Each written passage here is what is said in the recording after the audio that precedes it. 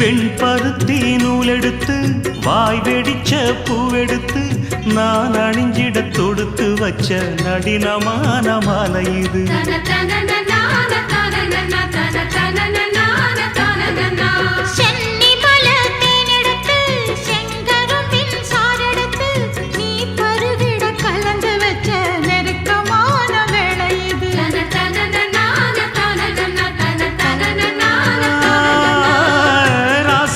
உடம்பிருக்கும் ரவிக்க துணி நானாக அன்னாடம் சூடி கொள்ள ஆசை வச்சாகாதா.